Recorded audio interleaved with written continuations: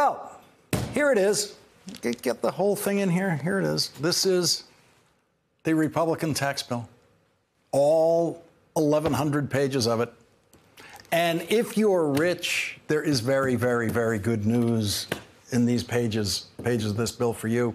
The richer you are, actually, the better the news is, as long as you don't care at all about the federal government running up massive deficits and debt that future generations will have to pay. These 1,100 pages have already done something really amazing. They changed Bob Corker's mind. Even before Republican Senator Bob Corker got a chance to read these 1,000 pages, this bill made Bob Corker do the thing that politicians never want to do. They never want to get caught doing this. Flip-flop. A huge flip-flop. Bob Corker voted against the bill in the Senate before he changed his mind today and decided to vote for it, for this version of the bill. This version of the bill changed his mind. Or did it?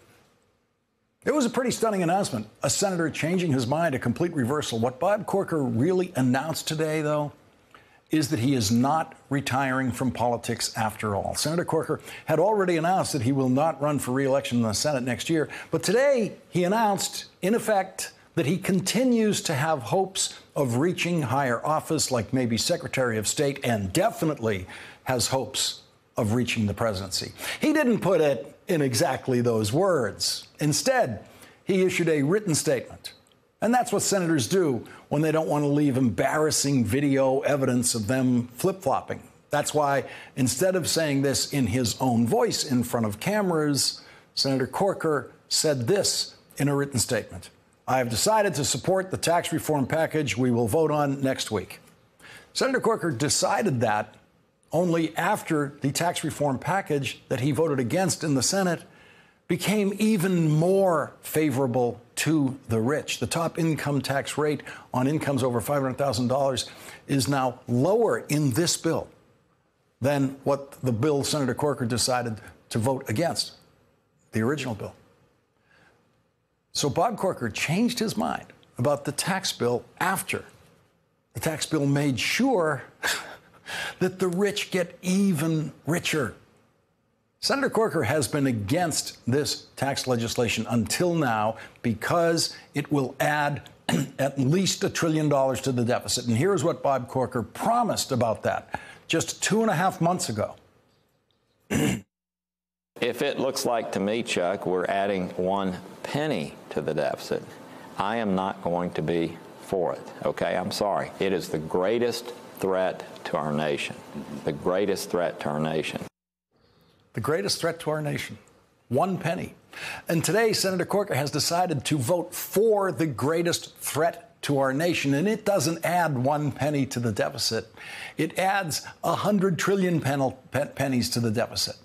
Now, you can see why Bob Corker doesn't want new video today of him saying he is voting for a bill that increases the deficit after saying on Meet the Press that he wouldn't vote for anything that increases the deficit by a penny. Those two pieces of video would be stuck together right now, tonight. And we'd be showing them to you, and we'd show them to you for the rest of Bob Corker's political life. Video of him saying, I won't vote for a bill that increases the deficit by a penny, and then video of him saying, today, I guess I will.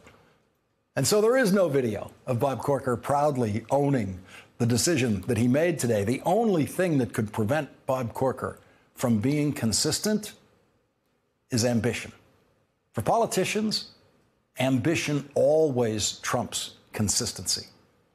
Like Marco Rubio, who skillfully played the role of the last Senate holdout before he announced today that he's voting for the bill, Bob Corker is obviously thinking about running for president. How could he not?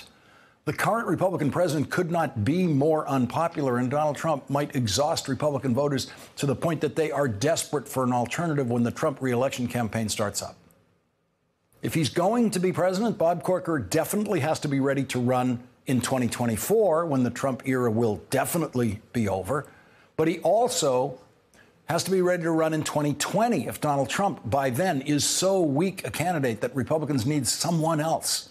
And no one can be sure that Donald Trump will actually run for re-election. We've seen this before. Lyndon Johnson was elected in a landslide in 1964, but by 1968, when he was supposed to be gliding to re-election, he was challenged in primaries by two Democrats, first Eugene McCarthy, then Bobby Kennedy, and Lyndon Johnson just dropped out of the race.